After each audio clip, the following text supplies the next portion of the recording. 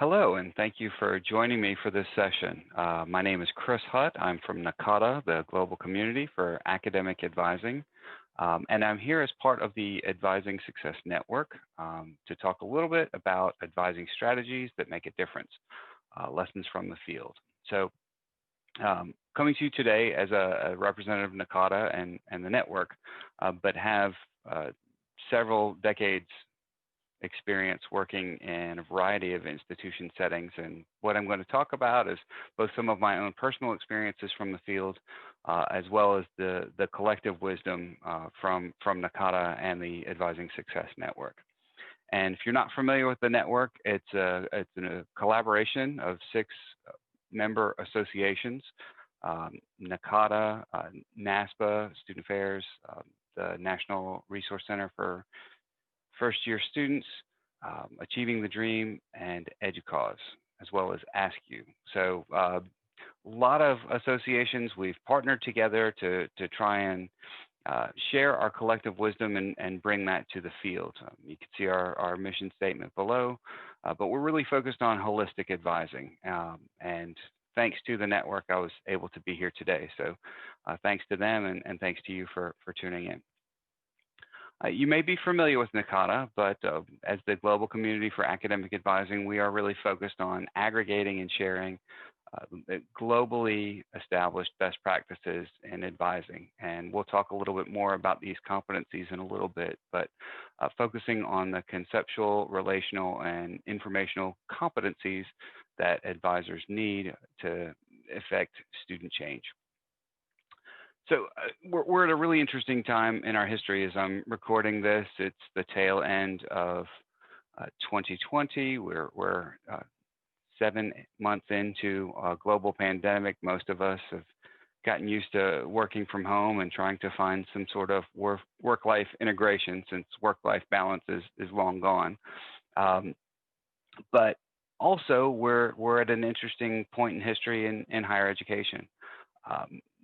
Enrollment for the first time may be facing declines. We're close to a demographic cliff where we're going to see fewer 18-year-olds graduating from high school in the coming years. And so what will that do to enrollment? There's also now, as there should be, a hyper focus on student outcomes, student success, and especially on equitable student outcomes. And so advising is being seen and being turned to more than ever as a lever for affecting some of these improvements in both student and institutional outcomes, increased retention, increased persistence, increased and more equitable graduation rates. So again, the focus on advising now, very exciting. We're seeing a lot of interest, a lot of scrutiny, frankly, in what advising is being charged with, what advising can and can't do. I think as advisors, we're uniquely positioned to be a crucial lever here, because oftentimes we're able to be a little bit more nimble than some of our colleagues across campus in terms of our day-to-day activities, our structure, our outreach. So it's an exciting time. And it matters, again, more than ever, especially when we look at that equity component. The pandemic is affecting students differently in different ways and at different rates. I think this slide is indicative of how those differences can be really hurtful to some students more than others. The longer that you stand outside, the more likely you are to get rained on. And what I mean by that is the longer it takes you to graduate, the more likely you are to encounter some sort of life-changing event that results in you not being able to continue, not being able to persist. So the more efficiently we can get students through, have meaningful experiences along the way, of course, but the more efficient that process can be, the more we can help eliminate reasons that students might need to stop out, drop out, take reduced hours, keep them continuing to enroll, helping them persist. it's important for all students, but it's especially important for those minoritized students who are more likely to run into those events that may prevent them from continuing. And so as we're thinking about advising, and we know that there's this tremendous opportunity, there's clearly a great need for improved outcomes related to student success and how advising might help, we tend to ask a lot of questions of ourselves. And in NACADA and in the network, we get a lot of questions asked of us. And I think they're important questions, but I think sometimes we need to take a step back and make sure that we're asking the right questions. So what do I mean by that? For example, in NACADA, we get the question a lot, what's the most appropriate advisor to student ratio? How many advisors? The provost has given us some money and we're going to hire some advisors, but how many do we need? What's the right ratio, advisor to student? And there's a hyper focus on this across the nation. It's an important question, but I think really the better one to ask is, what are we asking our advisors to do? What are their responsibilities going to be? How holistic is our approach with advising? Are our advisors also responsible for classroom teaching?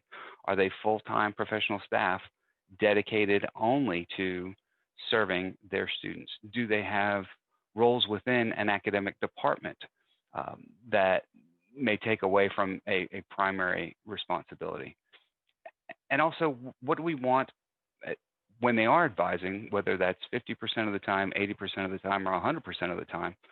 What do we mean by advising, and what are the activities, what are the behaviors that we associate with advising that we expect each advisor to be doing? And when we've got a sense of those answers to that question, that then informs what an appropriate ratio is. It's very hard to just make a blanket assertion that you need this many advisors when you haven't first articulated what it is you expect each of those advisors to be doing in a given day, week, or term. Another question we see a lot, there's an increasing attention, focus on technologies.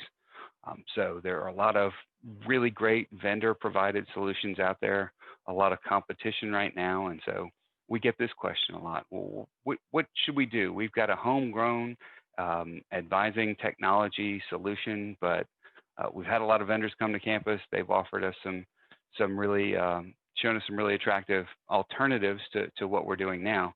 Which one is best for us? And it's a great question. It's an important question. But I think that the question we need to ask first of ourselves is, what do we already know about our students? What can we already capture from our existing IT and IR departments? And if we were going to scale that up, if we were going to try and be more proactive using a new technology to learn more about our students and be more proactive, what are the things that we would need to have in place first in order to act on that knowledge? Is our data clean enough that we could import it into a vendor-provided solution and then trust the actionable data that we would get back? If we were to implement a new software platform, what are the support needs that we would need, not just to onboard it, but to maintain it and to make sure that the folks responsible for using it and maintaining it are adequately trained? So a lot of questions that need to be answered first before you can effectively evaluate a software solution. Perhaps maybe the most contentious question right now we're seeing in academic advising and advising redesign. Should we centralize our academic advising under a single administrative unit? Should we reorganize to better deploy our advisors to better serve our students? And it is a great question. It's an important question. There's a lot of arguments for a centralized model, a decentralized model, a hybrid model. Some institutions are placing all of advising under an academic affairs umbrella. Some are going to student affairs. Some are doing a hybrid model. Some institutions that are spread across multiple campuses, there may be completely different solutions in place. So centralizing or decentralizing, it's an important consideration, but I think first we need to think about what are our students' needs? How do they vary? and how are those needs currently being met. So if you have some departments that have advisors in place that are serving not just the students, but doing a lot of work for the academic departments, and then the advising unit is suddenly centralized under a single administrative unit, what happens to those needs at the department level that are no longer being met? What happened to the students who are relying on those needs, those services that are no longer being provided at the department level? So really thinking through, what are the needs of our students? How are they being met now? And if we changed our organizational structure, how would we ensure that students are made whole through that process? How would we make sure that departments are made whole through that process? How do we make sure that students are not lost in that shuffle? So really thinking about our strategic allocation of resources, but also what's the student experience look like? And how does that change as we start considering some of these big picture questions in advising? So there are a lot of strategies when approaching this work, but I think that before we can really start talking about the specific action steps that we should take as an institution, as a system, in making advising more effective and achieving more equitable student outcomes, we've really got to start with vision, mission, and goals. A lot of times this is an easy step to skip because we feel like we've got consensus on this. We know we want our students to have a better experience. We want them to have better advising. We want them to have clearer pathways to graduation. We know we're doing a good job because we can see that our graduation rates are going up, our persistence rates are going up, our retention is going up, our equity gaps are narrowing. And these are all admirable, laudable outcomes that we can and should be tracking.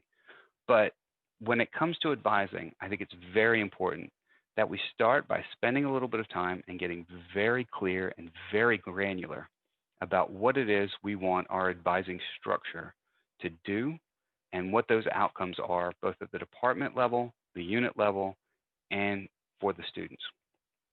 So really thinking about from application to graduation, what does the ideal student experience look like?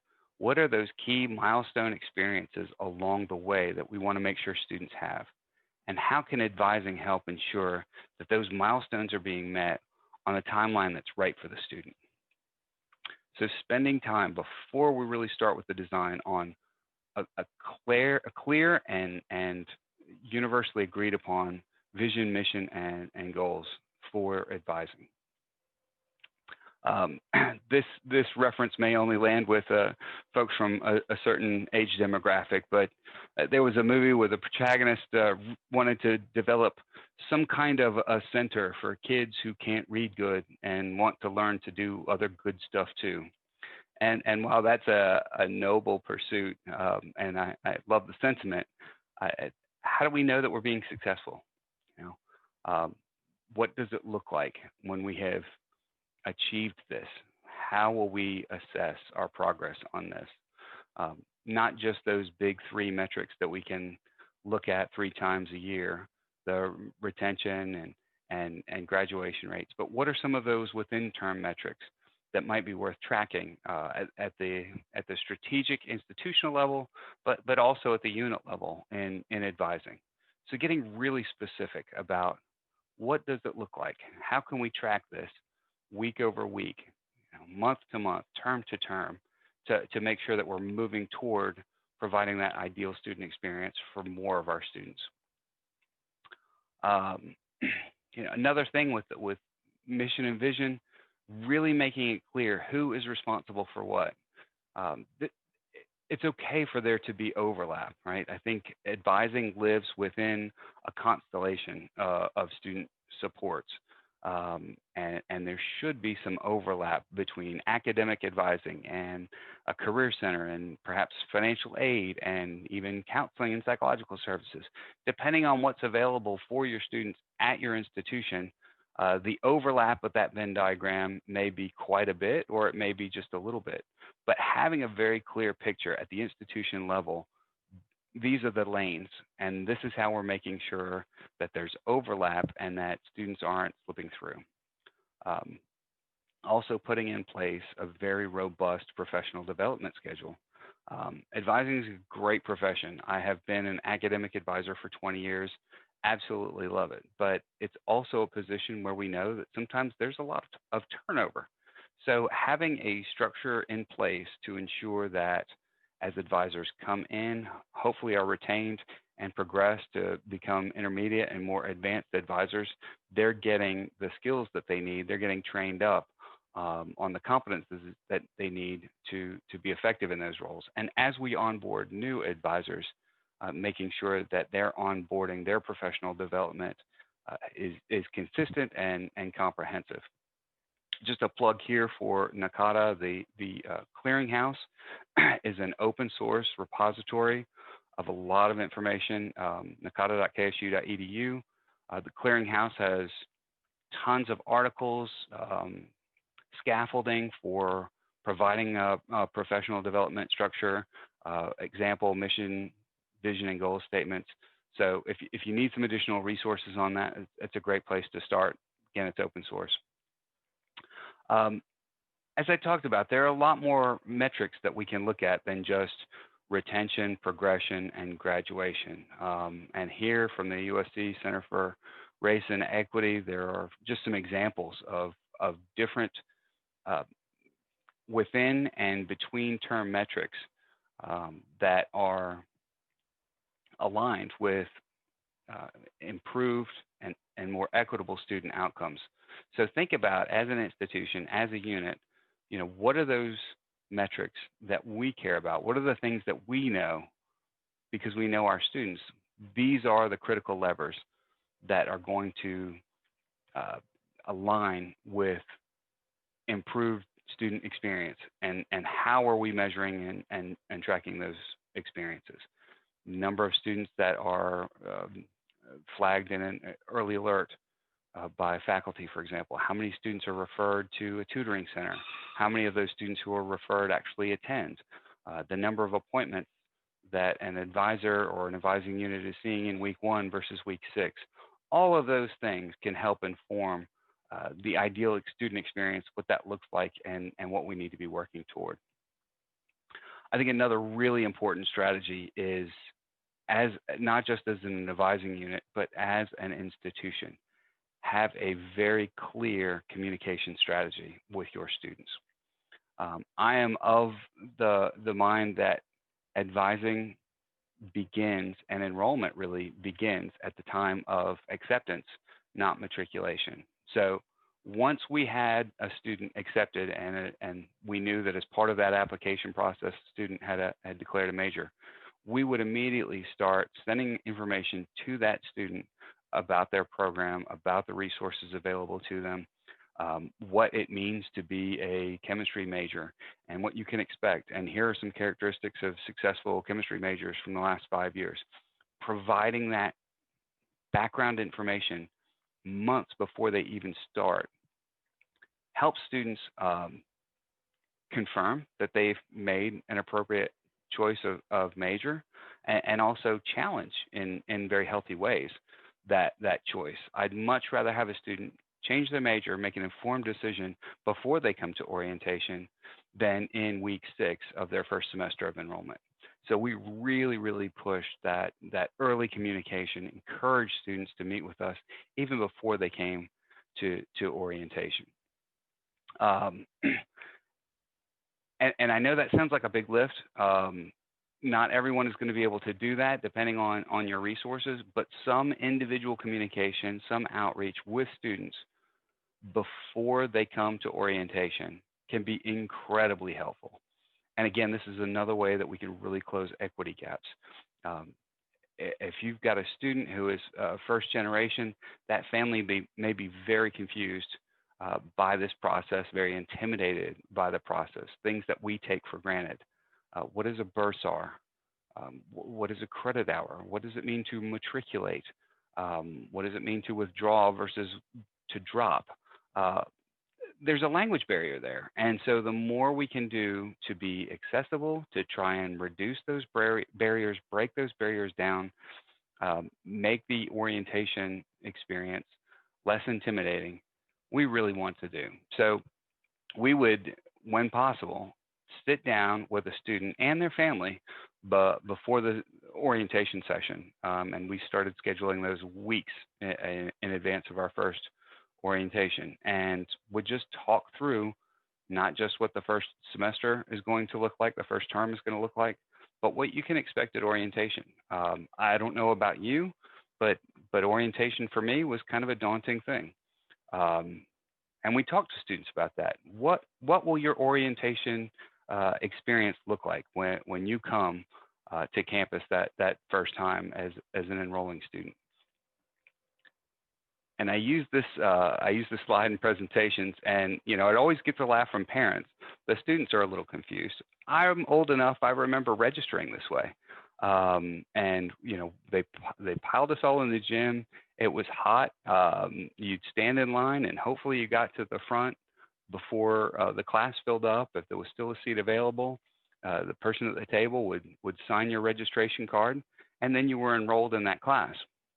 Now, in this picture, which maybe it doesn't look like this on most of our campuses now, but there's still that same anxiety-filled computer lab or registration center for most of us. And this is a really daunting place for a student to say, hey, I'm really confused.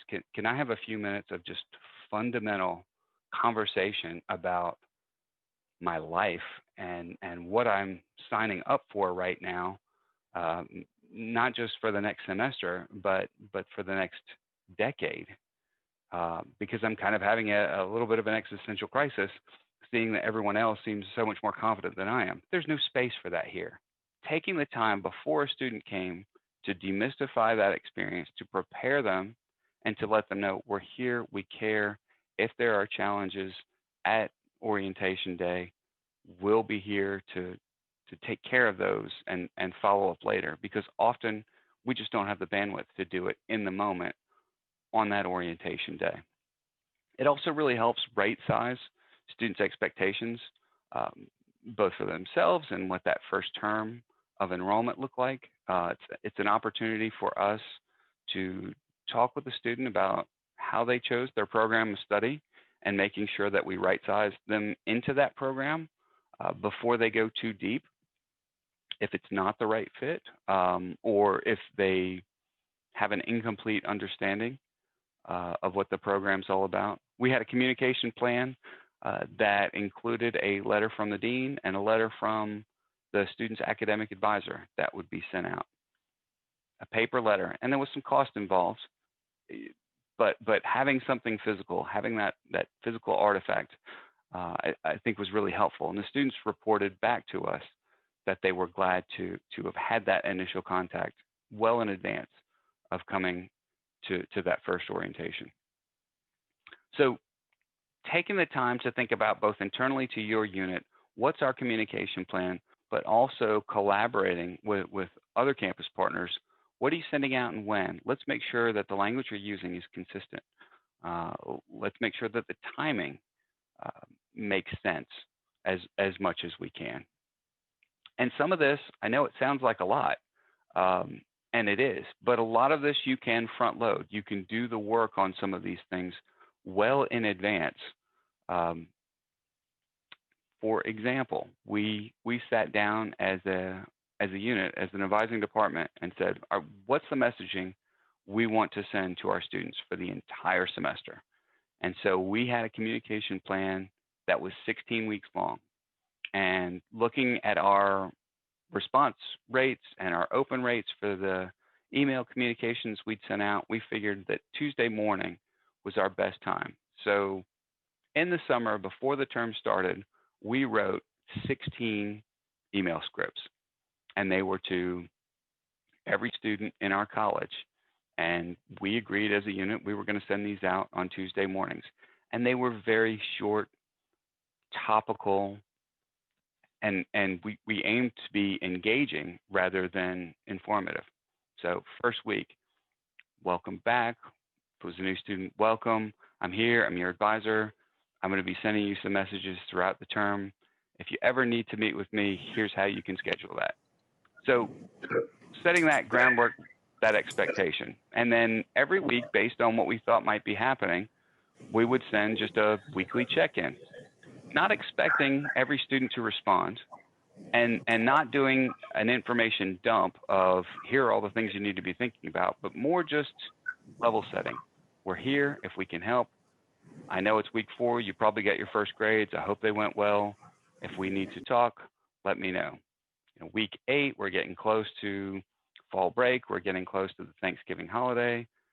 Just wanted to let you know we're here for you. It's time to start thinking about next semester's registration. Let's talk when it makes sense for you. So having that regular communication, weekly was a good interval based on the student data that we were able to collect. Our names became familiar in their inboxes. And so because those emails were short, they tended to be more engaging, and that was our goal. This is another big one. I've talked a little bit about language and jargon. We audited our suspension and probation letters and policies, and we're really pretty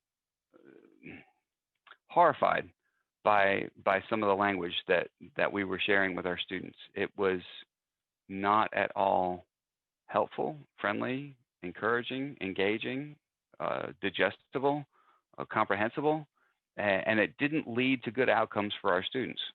A recent study found that there was no appreciable difference in student outcomes between those who got a probation letter and those who didn't. So sending a letter to tell a student that they're on probation wasn't helpful in getting them back on track, whether they got no letter at all or a letter that was informing them of their current academic standing. So this is too small, and I'm not going to go through and read all of it, but think about how that letter, how that language is going to land with a student. We saw numerous examples where the probation letter was talking about the student in the third person. A student will be placed on probation. A student who does not get off of probation will be placed on suspension, and additional sanctions will occur. It was so unfriendly and threatening. And sometimes students need a reality check, right? But to set the tone that you've already failed and here are the steps, these are the consequences if you continue to fail, it sets that expectation. I mean, you're walking the student down that path as opposed to saying, looks like last semester was a tough one. Let's talk about it. And engaging the student rather than informing the student is going to lead to better outcomes. Now, some students are not going to engage, and that's okay. Sometimes there are realities that are preventing a student from being successful that go far beyond what the institution is able to provide or the supports that are available. Sometimes it's just not the right time to be in college, and that's okay. But for those students who are in a place that they can engage, that they can take advantage of the resources, that they can look at the supports that we have, that they can make those changes and get back on track, it starts with engaging them, not just informing them of academic policies and, oh, by the way, there's a tutoring center that's available to you should you choose to use it. I can't stress this enough. And I know that we walk a fine line here sometimes because as professionals, we do need to model professional communication. We do need to model professional behavior, professional writing. But if our communication is copy-paste from the catalog, students just aren't going to read it. And so we need to think about how can we make our communication such that we have the opportunity to engage with the student, to affect change, to do good with and for them, to help them be successful. And if we can't engage them in that process because our communication or because our environment or because our office hours or the setting is student unfriendly, then we've lost that opportunity to help them, to support them in making those changes. Another thing that we're seeing a lot of right now is the specialization in advising. And I mean, I think that's great for a lot of really good reasons. We're seeing more and more attention being given to advising and the role that it plays in student success. And that has resulted in the emergence of a lot of new spaces where this work is being done. Success coaches, graduation coaches, holistic advising. And these are all really important, really great strategies. I know that the Strong Start to Finish report talked about holistic advising. There's some information there too on Dr. Jenny Bloom and appreciative advising. All of those are positive, right? But sometimes if a student has an advisor, a faculty advisor, a graduation coach, a success coach, a financial aid counselor, a career counselor, again, that messaging gets lost. So with advising, the space that we can control, I really do believe that we've seen more success implementing a case management model than what has previously been going on in advising a lot of spaces. And what I mean by case management is assigning students to advisors, making advisors individually responsible for a caseload of students. And that's different from the older model of this unit serves this population and students can connect with whomever they want in that advising unit. Everyone is responsible for everyone, which means that no one is responsible for anyone. There's some real challenges with that distributed model. First, there's a much higher potential for communications to get lost, for students to get lost, for students who are more reticent to engage, they just won't. And since there's no advisor that's personally responsible for that, it can be harder to pull those students in. Plus, it keeps things very simple and it keeps things human. So if a student is constantly getting advising messaging from Chris rather than the office of XYZ College and ABC University, it's much more personal, it's much more humanizing, it's more engaging, and students are much more likely to respond. So this was a very recent Inside Higher Ed article talking about this splitting of responsibilities and who owns what. And I'm not going to read the whole thing, but we really need to consider the value of consolidating, not organizationally, but just functionally, a lot of these different units under a single functional unit that clarifies, simplifies, standardizes, and makes our messaging, makes our engagement with students much more impactful. Not only does it make sense financially, which is increasingly important at all of our institutions, but more importantly, it's just the right thing to do. And it's associated with better student outcomes, with higher advisor satisfaction, a lot of positive outcomes associated with a case management model. So we're seeing more and more institutions going in that direction and seeing improved student outcomes alongside it. So I think this last one is important. And we don't talk a lot, we don't talk enough, at least in the spaces I'm traveling these days.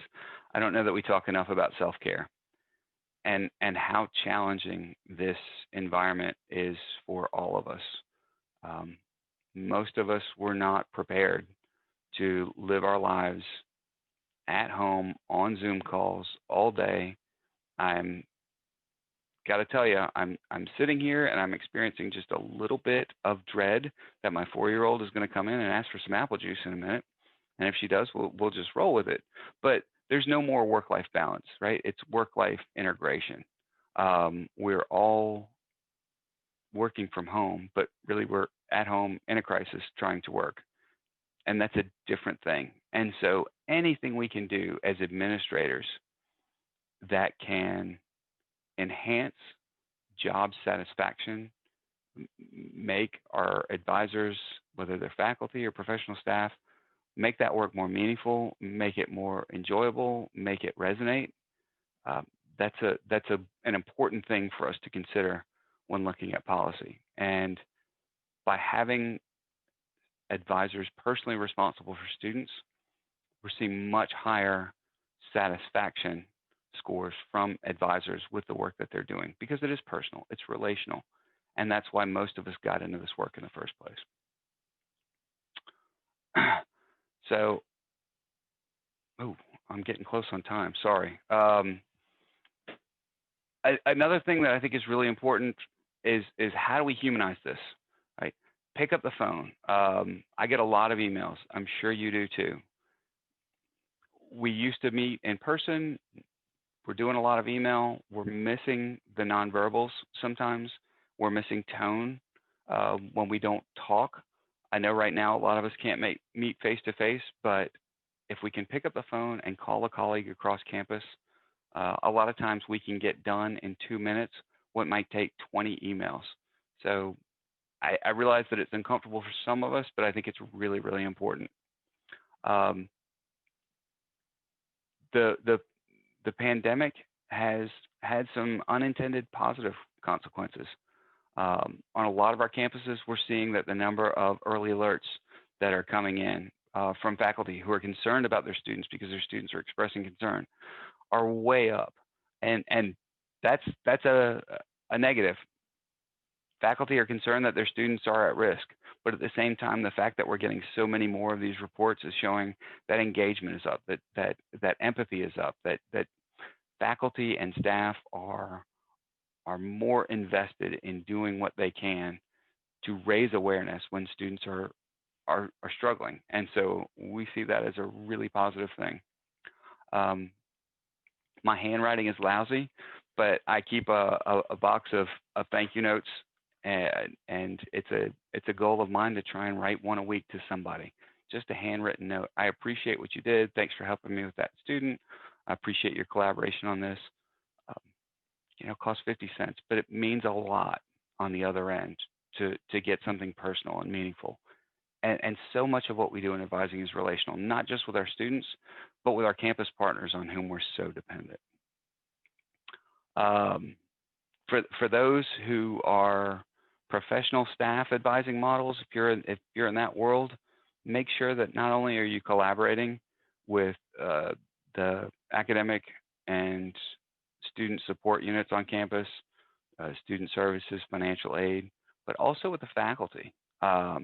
I noticed as an advising director a long time ago, but when I was working as an advising director, when I started getting invited to the faculty meetings and I could see why some of the curricular changes were being implemented, it made my understanding so much richer, and it made my advising so much better. So building those bridges across campus, making sure that you understand your faculty and what they're doing and why makes a huge impact on the quality of advising. So just a couple of things to consider too. These are more procedural. If you can be flexible with scheduling, in a 16-week term, if you can offer some classes that start in the second 8 weeks, that allows a student who might have to withdraw from something early to pick up something early and still persist. That's a really great strategy.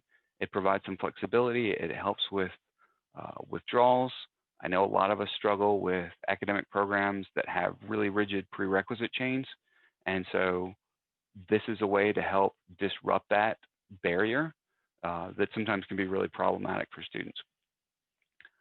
Office hours, this is another huge equity consideration, but if you've got the ability to stretch those out from the normal 9 to 5, we had an advising unit on my previous campus that there were a number of folks that really preferred working 12 to 8. They were younger, they didn't have kids. I guess they liked the idea of sleeping in. And so we were able to just shift that up a little bit. Now that things are virtual, there's a lot of flexibility there. Why would we make a student take time off of work to come in to meet with somebody face-to-face for 30 minutes if we could accomplish that either virtually or outside of our traditional business hours, and no one is negatively impacted, you know? So ask your teams if that's something that they'd be interested in. You might be surprised with how amenable some advisors would be to some night and weekend hours. Another strategy that I know we all fall into this trap of using drop ad as the time where we kind of capture demand for things, and there's a lot of moving around.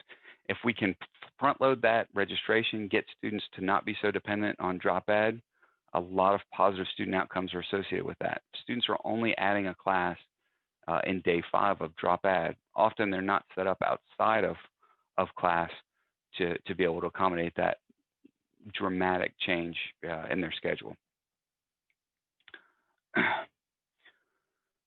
So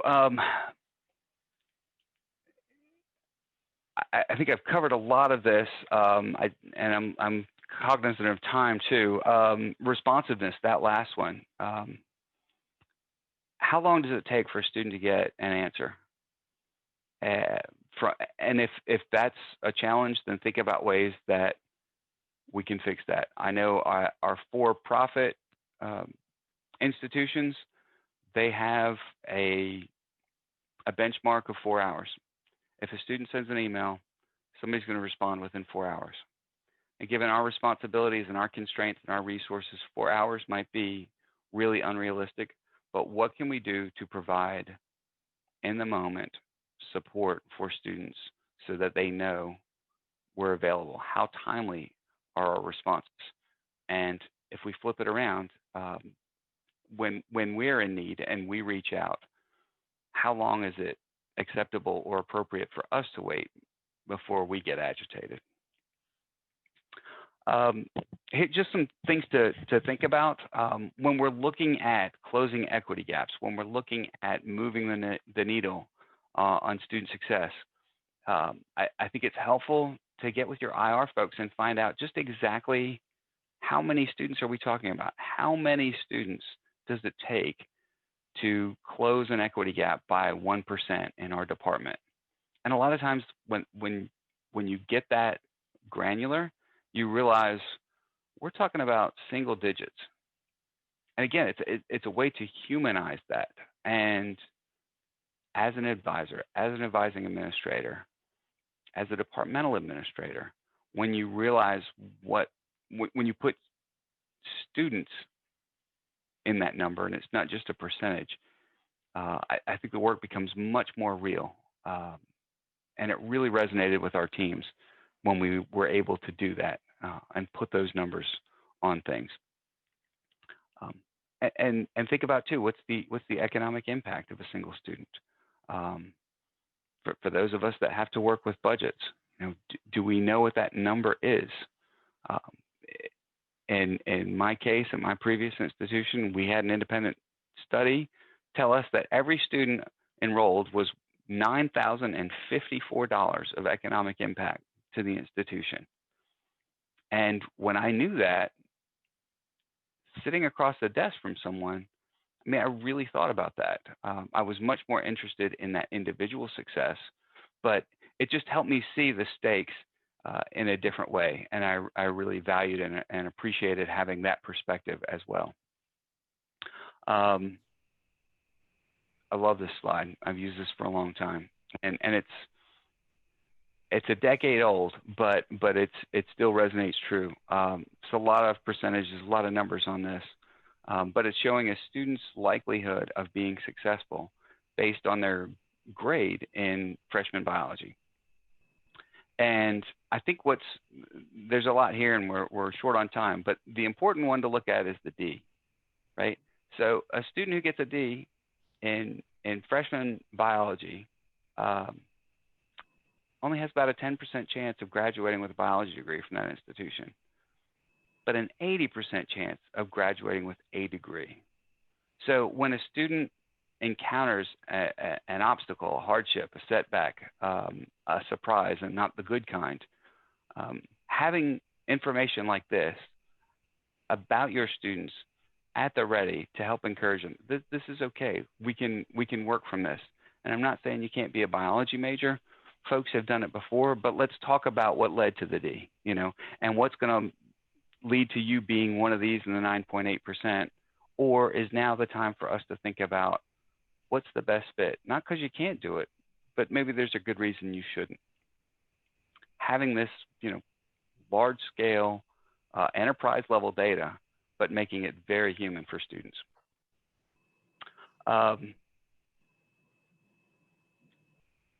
As you can, for those of us in hiring positions, if you've got the opportunity to hire an advisor who might also be able to have a classroom role, I think there's tremendous opportunities in that synergy. It reduces our reliance on adjuncts. It provides advisors with a dual role, gives a lot of flexibility. It helps advisors in their role because they see the faculty side, and students can see them in multiple contexts. So this last point, let's see, yeah, I'm at time. So I think this is really important. And if you leave with one takeaway, I hope it's that we want to try in advising to engage students as much as we inform them. I would rather err on the side of being a little too informal with a student if it meant that I was more engaging and they were more likely to come back, so that I was able to have that teachable moment down the road. If we can't retain them, if they don't persist, we're never going to have those teachable moments. So I hope we make time for it. So I've got a link here to a little experiment that we ran. I sent an email to 4,000 students and had over 30% response rate, a lot of those within 24 hours. And I just asked them a simple question. I see you had a great spring. You're not registered for summer or fall yet. Is there anything I can do to help? And just that question led to literally more than 1,000 responses. But we learned so much about why our students weren't registering, why they weren't signing up in the time frame that we wanted them to, why they were waiting, what the barriers were. We had hundreds of students that weren't registering because they had an unpaid parking fee, and they couldn't, that was a registration hold, and there wasn't a way to pay online. Simple things like that. It was a great way for us to examine our policies, source a ton of really actionable data, and make very simple but profoundly impactful changes that led to more students being able to persist. So want to be conscious of time. I'm going to stop there. We may have some questions. I see a ton in the chat, so. Yeah, hi, Chris. So I had several questions written down before you started. You Sure. Pretty much answered all of them. And we are getting short on time. I do have a couple of questions here. And so I want to make sure we cover this one, since this is the Strong Start to Finish group. So as Strong Start to Finish, we're focused on redesigning DevEd. So do you have any thoughts on where, what specifically advisors can do in that role, in that effort? I don't know if you have any, you touched on it. I don't know if you have any other. Right. So for a lot of that, I think is curricular. We're certainly seeing a national movement toward co-requisite as opposed to a developmental coursework. Is that what you're referring to, Cindy? Correct. Yeah. So I think advisors can play a role there in explaining to students why that is a good thing. How it's not a barrier, and having language around we're doing this to support and promote your success Not everybody comes in with the same experiences, and it's not fair to you that your high school math teacher didn't prepare you the same as someone down the street. So this is an opportunity for level setting so that next semester, next year, next term, we're all on the same page. We've all had similar experiences, and you're ready to be as successful as the person down the hall who had this fantastic pre-college experience. So really having the language that is consistent with what the faculty are doing around DevEd, communication and consistency, I think, is where advisors can play the most important role there. That's helpful. And I do have a question. If you might maybe give us a short list on challenges you've seen that institutions have when they're working with redesigning advising. Well, I mean, institutions are large and slow to change, right? So there tends to be a lot of resistance, and this is the case in any organization. We've always done it this way. So why would we want to make a change? I think it's starting with the why. You know, why are we looking at making a change? Why are we even considering a change? Every system is perfectly calibrated to deliver the results that it does. And so if our advising system is not delivering the results that we want it to, we have to look at the system, because it is performing exactly as it was designed. And it is giving us the results exactly as it was designed. And so if we're not seeing the results that we want, then we have to consider the design. That can be challenging. I think looking at best practices, looking at the research, talking to peer institutions, who's doing it right? Who do we want to look more like? And what pain points did they experience as they were going through change? How can we avoid those that we can, and which ones might we just recognize this is a necessary, this is hard, but it's important. So yeah, change management is a challenge for all of us, but I think by looking at mission and vision and starting there and saying, this is what we want advising to do, is the model we have now set up to promote that, or do we need to make some adjustments? Good. I can't let you go without noticing in the chat, people really resonated when you talked about self-care and that work-home collision that we right. encounter. So yeah, and that was in my notes. What do we do about the mental health, not just for students, but for our advisors? What really resonated for me today was your message about communication. So important. And you said it many times. I think it's worth repeating, to engage, not to just inform. In this social media world that we're all in, right. particularly our students, it has to be short. It has to be informal.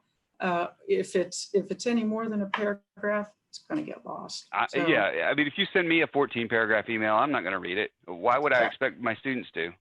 And I struggle with that, because it is a departure. We want to be professional. We want to model that behavior.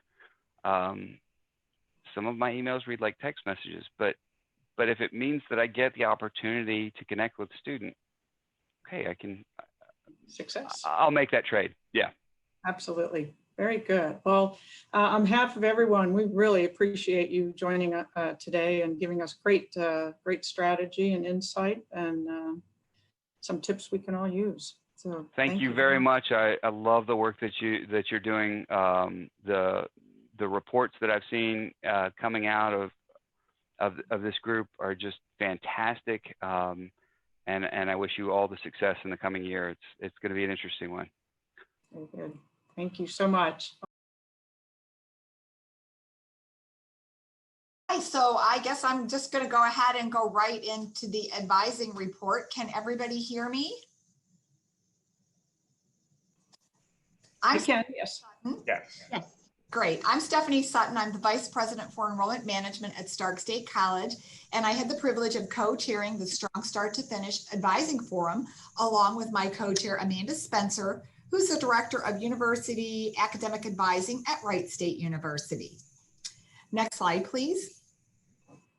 We would be remiss if we didn't thank our team members for their contribution and their hard work to get this report off the ground. I won't take the time to list them all, but I did want you to see them. And we're also very grateful for the ODHE Strong Start to Finish staff, who also was integral in getting this report and this forum off the ground. We started our work in January of this year and had 2 in-person meetings. Our third one was scheduled for March 17th, but the pandemic hit. So I really want to call out how dedicated and passionate our team was, because in the midst of trying to navigate this unknown environment that we were in, nobody wanted to give up on the advising forum. So we rolled up our sleeves. We met 4 more times remotely. We got together, created a survey for all of the Ohio institutions to better understand some best practices, policies, and models of advising. We broke into different work groups so that we could really get this report off the ground, and we did it. So again, thank you to all of you for your help in getting this report off the ground. Next slide, please. So our team charge was to develop collaborative solutions on all of these different advising topics. You know, I really want to highlight that it really wasn't so much we developed collaborative solutions, but we really worked on identifying and unpacking what was working well and what was out there both in Ohio and nationally. So again, the team really came together to work on these ideas. Next slide. So we want to talk about the advising report, but we first want to recognize that as we delve into this work, there is no optimal advising model, that there's all different models that are in play throughout the state, and many, many successful models. So that this really just aligns right with the redesign that was talked about in the last session, and can give you some really good information on that. But you have, some schools have professional advisors, some schools have faculty advisors, other schools have a combination of faculty and professional. We have centralized models and we have decentralized models. All of these models can work, and there is not one optimal model, but it's how you structure the advising within those models. So the report really breaks down different sections and comes up with 19 recommendations that are woven into the different sections. We have statewide initiatives, we have a glossary of terms, and you can find the full report on the ODHE website under Strong Start to Finish Forum Reports. And so the link is right there for you. Next slide. So I'm going to cover the first 4 sections of the report. We are going to go through these rather quickly. We felt the bullet points were important for you, but we may not cover each one of them. So we talk about communications, and really the importance of timely and informative communications are critical in building the advising relationships. The recommendation that came out of this section of the report is the advising unit should have a strategic communication plan that ensures frequent and timely interactions between the advisor and the student. Then we talked about impactful advising practices. This is a really great section of the report, and 4 recommendations came out. But we highlighted appreciative advising. We talked about outcomes we want to see for our students, how important it is to identify outcomes we want to see for the college, and then really to identify what you want to see covered at that advising session, and came up with an advising checklist sample. Throughout the report are also best practices that we uncovered through our survey at other Ohio institutions. For this section, some of the recommendations on the impactful advising practices are that advising units should adopt practices that develop relationships and empower students. Advisors should develop action plans with their advisees, identifying needs and timetables for accomplishing their goals, along for that guided pathway that gets them to completion. Recommendation 4 was that advisors should be encouraged to develop close relationship with academic departments and student services across the campus, recognizing that it really does take a village to support our students. And then the advising unit should also develop a referral process that includes monitoring and follow-up. So we're just not referring the students, we're also checking in with them to see did they really do what we thought would be in their best interest. Next slide, please. Caseload management. Caseload management really refers to the assignment of students to a particular advisor to facilitate the relationship of that student and advisor. And it really moves away from that traditional transactional approach through all of these different methods. The recommendations that came out of this section are that advisors should be provided with resources and training outside of academic advising, such as financial aid and career services, and also meetings like this one. Recommendation 7, institutions should adopt a caseload assignment strategy to facilitate the development of the advisor-student relationship. And then we covered late registration. 6 recommendations came out of late registration. We know that there's a challenge for institutions in balancing the trade-off between access and increased enrollment and also student success. So we recommended that for incoming students, the institution should have a policy that prevents them from registering before that first day of the course starts. For continuing students, we recommend that they limit the registration, and maybe if you allow that registration to occur in the first week, maybe they talk to their advisor or their faculty member to make sure that that's the right choice for them. We also recommended that institutions should consider some late starting courses for students that would give them options if they do come in too late to get into the regular start date.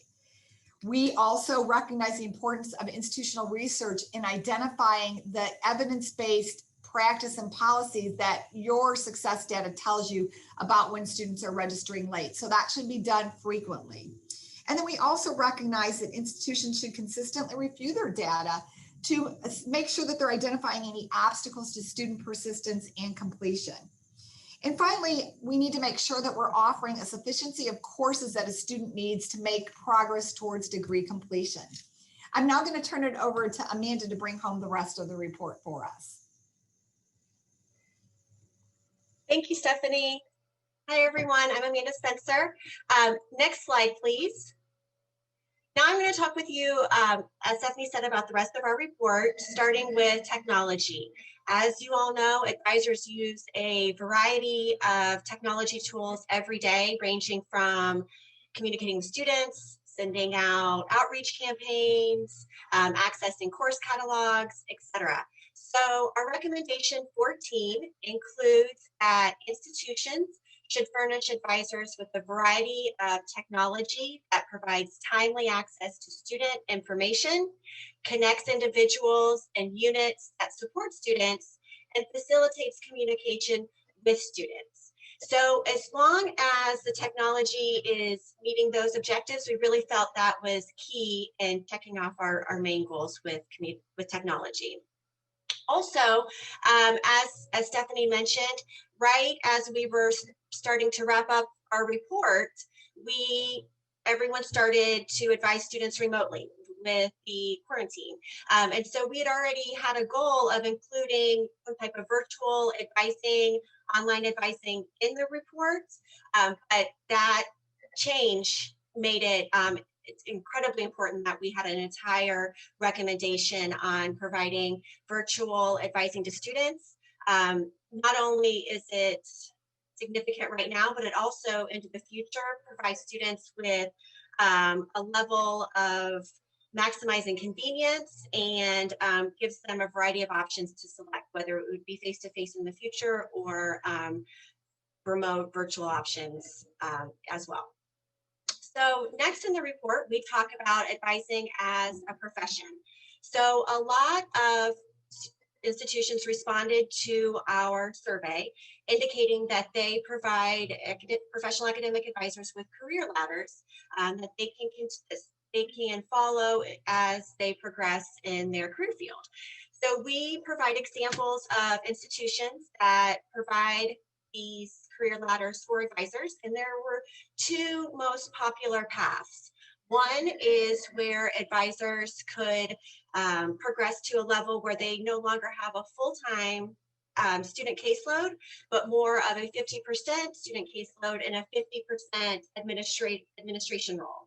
And then the other path was focusing more on one where an advisor could keep their 100% student caseload, but still progress in their career field within a title like Advisor 1, Advisor 2, Senior Advisor 2, things like that. So we wanted to include it in the report because we really felt as if having a career ladder for advisors was crucial, both for job satisfaction with the advisors and then also the return on investment for the institution. Next slide, please. We wanted to make sure that we included statewide initiatives as well. So those were our recommendations 17, 18, and 19.